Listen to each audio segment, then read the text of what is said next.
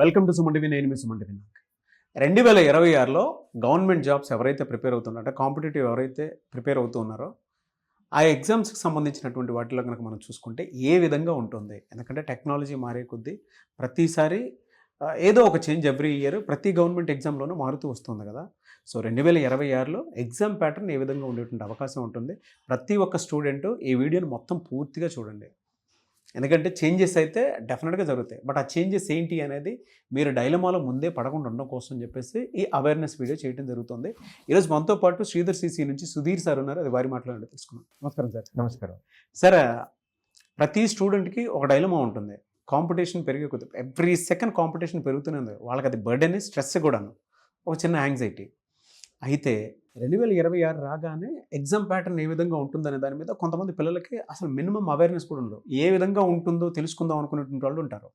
But వాళ్ళ అందరికీ కలిపి అడుగుతున్నాను వాళ్ళ పాయింట్ ఆఫ్ వ్యూలో నుంచి, ఈ ఎగ్జామ్ ప్యాటర్న్లో ఏమైనా చేంజెస్ వచ్చేటువంటి అవకాశం ఉంటుందా? ఏ విధంగా ఉంటాయి గవర్నమెంట్ సిస్టమ్ ఎగ్జామ్స్ అన్ని? కొత్తగా ప్రిపేర్ అవుతున్నటువంటి స్టూడెంట్స్కి ఇట్ ఈస్ కంప్లీట్లీ న్యూ. ఈ ప్యాటర్న్ గురించి ఏమీ తెలియదు. ఆల్రెడీ ప్రిపేర్ అవుతూ ఉన్నటువంటి స్టూడెంట్స్కి కొంత ప్యాటర్న్ ఆల్రెడీ గతంలో ఎగ్జామ్స్ రాస్తున్నారు కాబట్టి వాళ్ళకి కొంత ఐడియా ఉంది. కానీ ఒకటి గుర్తుపెట్టుకోవాల్సింది ఏంటి అని అంటే, లాస్ట్ ఇయర్ ఎగ్జామ్లో పలానా సబ్జెక్ట్ మీద కాన్సన్ట్రేషన్ ఎక్కువ ఉంది కాబట్టి ఇప్పుడు రాబోయే ఎగ్జామ్లో కూడా ఆ సబ్జెక్ట్ మీదే ఎక్కువ క్వశ్చన్స్ ఇస్తారు అని జనరల్గా అనుకుంటారు. ఎగ్జాంపుల్, హిస్టరీ నుంచి ఎక్కువ క్వశ్చన్స్ వచ్చినాయి లాస్ట్ ఇయర్ అని అనుకుంటే, ఈ ఇయర్ కూడా హిస్టరీ మీద ఎక్కువ ఫోకస్ చేయడం మొదలు పెడతా ఉంటారు. గతంలో స్ట్రైట్ క్వశ్చన్స్ అడిగుండేవాళ్ళు. ఎందుకంటే క్వశ్చన్ చదివిన వెంటనే ఆన్సర్ కింద కనపడుతూ ఉంటుంది. ఇప్పుడు వచ్చేటటువంటి ట్రెండ్లో అనాలిసిస్ బేస్డ్లోకి వెళ్తున్నారు, అప్లికేషన్ ఓరియంటెడ్లోకి వెళ్తున్నారు. జిఎస్లో కూడా అప్లికేషన్ ఓరియంటెడ్లోకి వెళ్తున్నాం. జిఎస్లో కూడా ఇది ఈ ట్రెండ్ స్పెషల్లీ మనకి స్టేట్ గవర్నమెంట్కి, ఇప్పుడు గవర్నమెంట్ జాబ్స్ అన్నారు కాబట్టి సందర్భం వచ్చింది కాబట్టి చెప్తున్నాను. మీకు మొత్తం ఇందులో 3 రకాలు ఉంటాయండి. ఒకటి central government jobs, 2 state government jobs, 3వది పబ్లిక్ సెక్టర్. మీరు ఏ ఎగ్జామ్లో అయినా సరే కొత్తగా క్వశ్చన్ పేపర్ వస్తుంది అని అనుకున్నప్పుడు కొత్తగా అడిగేటటువంటి ఛాన్స్ కూడా ఉంది. క్వశ్చన్ ప్యాటర్న్ చేంజ్ అవ్వటానికి ఛాన్సెస్ ఉన్నాయి. ఇలానే ఇవ్వాలి అని చెప్పి రూల్ ఎక్కడా లేదు మనకి. Syllabus is prescribed syllabus. Question ఎలా అయినా అడగచ్చు. ఇక్కడ కొత్త క్వశ్చన్స్ అడగటం మొదలుపెట్టిన వెంటనే ప్యానిక్ అవటం అనేది మేము చూస్తున్నాం. స్టాఫ్ సెలక్షన్ కమిషన్ రీసెంట్గా జరిగినటువంటి ఎగ్జామ్స్లో ఆన్లైన్ ఎగ్జామ్ పెట్టేటటువంటి ఈ వెండర్ని మార్చారు. ఇంతకుముందు టీసీఎస్ పెట్టేది, తర్వాత ఎడిక్విటీ వచ్చింది. అది టైంకి ఎలా సింక్ అయింది అని అంటే, ఎడిక్విటీ వచ్చి ఫస్ట్ పెట్టేటటువంటి టైంకి ఎగ్జామ్ ప్యాటర్న్ కూడా మారింది. స్టూడెంట్స్, ఎడ్యుకేటర్స్, పిటి ఏంటి అని అంటే కోచింగ్ సెంటర్ ఓనర్స్ కూడా, I don't want to directly name them, comment చేయాలనేది నా ఉద్దేశం కాదు. ప్రతి ఒక్కళ్ళు ఏం చెప్తున్నారు అని అంటే, ఎడిక్విటీ మోడల్ పేపర్ అని అంటున్నారు. టీసీఎస్ పేపర్ రావట్లేదు, ఎడిక్విటీ పేపర్ వస్తుంది అని అంటున్నారు. First of all, question paper is set by SSC board. TCS కానివ్వండి, ఎడిక్విటీ కానివ్వండి, ఇది ఒక ప్లాట్ఫామ్ మాత్రమే. వాళ్ళ డ్యూటీ ఏంటి అని అంటే, బోర్డు ఇచ్చినటువంటి స్టూడెంట్స్ ఎవరైతే ఉంటారో వారందరికీ ఎగ్జామ్ కండక్ట్ చేయటము. ఆ క్వశ్చన్ పేపర్ అనేది బోర్డు మాత్రమే ఇస్తుంది. సో వీళ్ళకి సంబంధం లేదు. Board has every right to ask anything from the prescribed syllabus. ఇక్కడ ఒక్కటే గుర్తుపెట్టుకోవాలి అందరం, change is law of life, challenge is aim of life. Try to challenge the changes, not to change the challenges. దీనిలో చాలా meaning ఉందండి. Question paper ఎలా వచ్చినా సరే దాన్ని ఆన్సర్ చేయడానికి ట్రై చేయాలి. ప్యానిక్ అవ్వకూడదు. క్వశ్చన్ పేపర్ తేడాగా వచ్చింది, నేను ఒకలాగా ప్రిపేర్ అయ్యాను. సో ప్రిపరేషన్ టైంలోనే మనము స్టాటిక్ కంటెంట్ గుర్తుపెట్టుకుంటూ అనాలిసిస్ చేస్తే ఈ క్వశ్చన్ని ఎలా అడగచ్చు అనేది కూడా మనం అబ్జర్వ్ చేసుకుంటూ ప్రిపేర్ అవ్వాలి. అంతే తప్ప స్టాండర్డ్గా ఒక బుక్ చదివేసేసి గతంలో ఉన్నటువంటి ఒక 20 ప్రీవియస్ ఇయర్ క్వశ్చన్ పేపర్స్, ఒక 50 ప్రీవియస్ ఇయర్ క్వశ్చన్ పేపర్స్ చదివేసుకొని నా ప్రిపరేషన్ అయిపోయింది అని అనుకోకూడదు. సబ్జెక్ట్ మీద ఇన్డెప్త్ నాలెడ్జ్ ఉండాలి. దాన్ని అనాలిసిస్ బేస్డ్లో అడిగినప్పుడు ఎలా అడుగుతారు అనేది కూడా మనం ముందు నుంచే దానికి ప్రిపేర్ అయిపోయి మనం ఎగ్జామ్కి వెళ్ళాలి. కానీ మీరు అలా చెప్తుంటే నాకు ఫస్ట్ స్ట్రెస్ వస్తుంది సార్. ఎందుకంటే ఒకప్పుడు పైన క్వశ్చన్ ఉంటే కింద బిట్స్ చూసేసి ఆన్సర్ టక్కని చెప్పేవాళ్ళం. ఎనాలిటికల్ బేసిస్ అంటే అసలు అంటే మీరు చెప్తుంటే దానికి కూడా ప్రిపేర్డ్‌గా ఉండాలి అనుకునేటప్పుడు 360 డిగ్రీస్‌లో మనం ఆలోచించుకోవాలి ఏదైనా చాప్టర్ చదివినప్పుడు అని అనిపిస్తుంది. ఈవెన్ ఒక బిట్ చదివినా కూడా అది 360 డిగ్రీస్‌లో దాన్ని చదువుకొని, అనాలిసిస్ చేసుకొని, ఒక అవగాహనతోటి వెళ్తేనే అంటే అవతల వైపు నుంచి ఏది ఇచ్చినా దానికి ఆర్మీ సోల్జర్ లాగా ప్రిపేర్డ్‌గా ఉండాలని అర్థమైంది. నాగరాజు గారు ఇక్కడ సింపుల్ థియరీ అండి. ఇప్పుడు మనం రాసేది కాంపిటేటివ్ ఎగ్జామ్. కాంపిటేటివ్ ఎగ్జామ్లో ఎగ్జామినర్ ఏం చేయాలి? ఎలిమినేషన్ చేయాలి. 1,00,000 మంది అప్లై చేశారు. ఫస్ట్ రౌండ్లో 90,000 మందిని బయటికి పంపించేయాలి. 10,000 మంది మిగిలారు. సెకండ్ రౌండ్లో ఆ 10,000 మందిలో ఒక 6,000 మందినో 7,000 మందినో తీసేయాలి. So it is elimination round.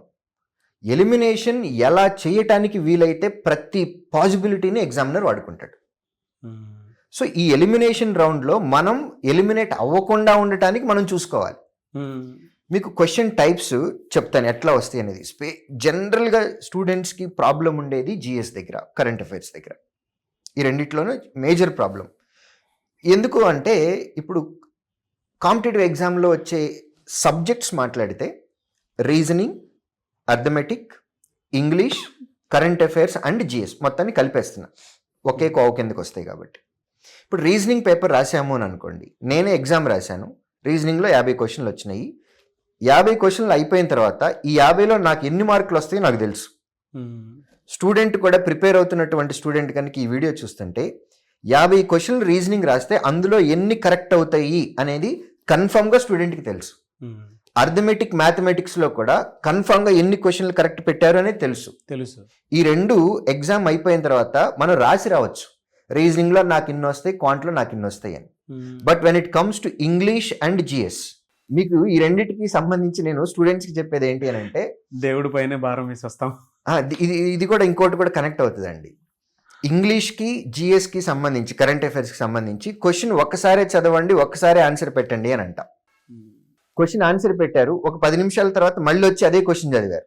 Student competitive ఎగ్జామ్కి ప్రిపేర్ అవుతున్నటువంటి స్టూడెంట్కి ఈ వీడియో చూస్తే ఏం చేస్తారో వాళ్ళకి తెలుసు. క్వశ్చన్ రెండోసారి చదివితే రెండో ఆన్సర్ వస్తుంది. ఇంగ్లీష్లోనూ రెండో ఆన్సర్ వస్తుంది, కరెంట్ అఫైర్స్ జీకే కూడా రెండో ఆన్సర్ వస్తుంది. కాబట్టి ఒక క్వశ్చన్ ఒక్కసారి చదివి కాన్ఫిడెంట్గా ఆన్సర్ తెలుసు అనుకుంటేనే ఆన్సర్ పెట్టండి, ఆన్సర్ మార్కింగ్ చేయండి అని అంటాం. రెండోసారి చదివారు అని అంటే మెజారిటీ ఆఫ్ ది క్వశ్చన్స్కి ఆన్సర్లు మారిపోతాయి.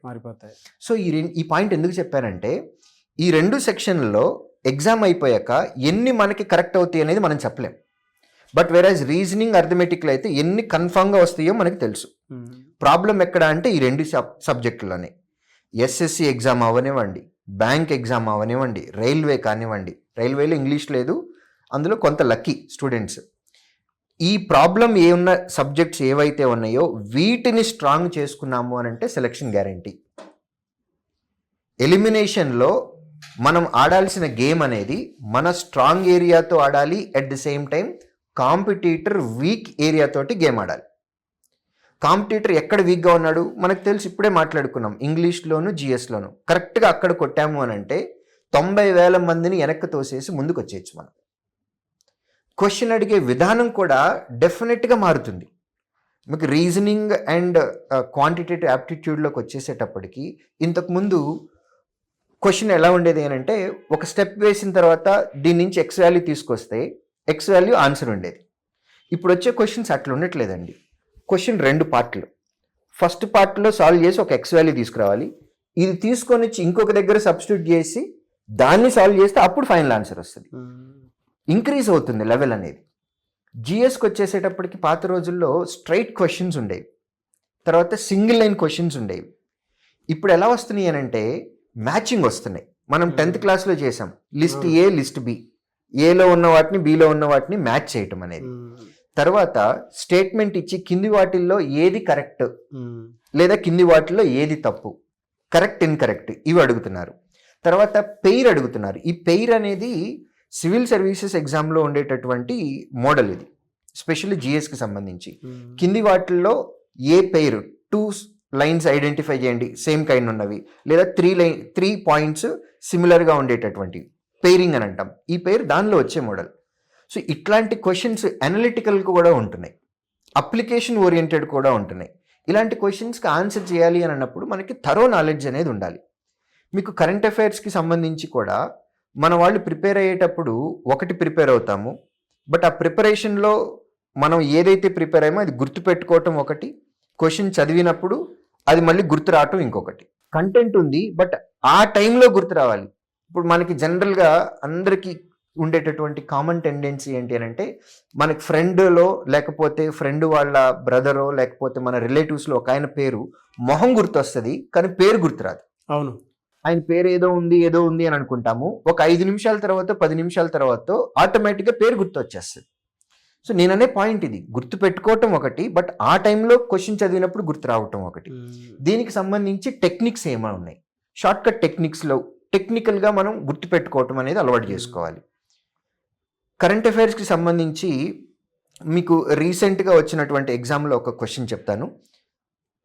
ఎన్ఎస్జి 7th కమాండో, మన central home minister Amit Shah గారు ఎన్ఎస్జి 7th హబ్ అయోధ్యలో పెడుతున్నాము అనేది ఒక న్యూస్ ఐటమ్.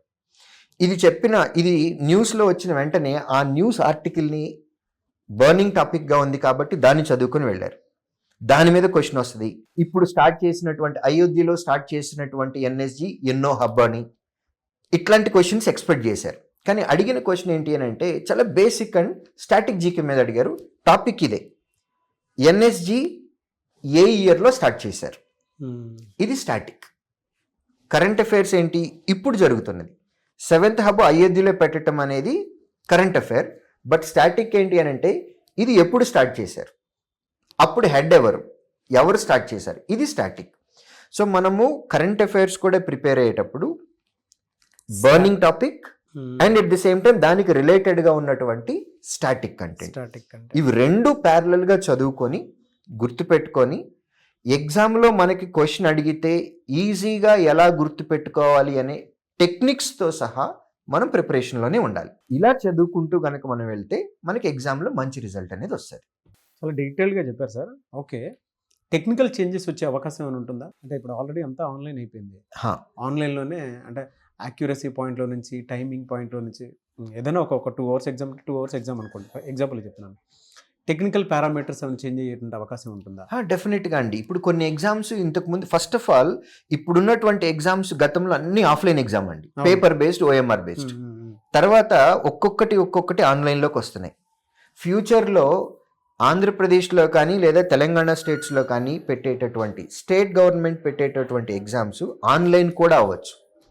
More transparency. ఎందుకంటే ఆఫ్లైన్ పేపర్ అనుకోండి, క్వశ్చన్ పేపర్ సెట్ చేసిన దగ్గర నుంచి, ప్రింటింగ్ ప్రెస్లో ప్రింట్ అయిన దగ్గర నుంచి, ట్రాన్స్పోర్టేషన్లో ట్రాన్స్పోర్ట్ అయిన దగ్గర నుంచి, హబ్ నుంచి కాలేజ్ సెంటర్కి, ఎగ్జామ్ సెంటర్కి వెళ్ళినప్పుడు కానివ్వండి, ఈ చైన్ ప్రాసెస్లో ఎక్కడో ఒక చోట ఒక పేపర్ బయటకు వచ్చే ఛాన్స్ ఉంది. కంప్యూటర్లోంచి కూడా బయటకు రావచ్చు.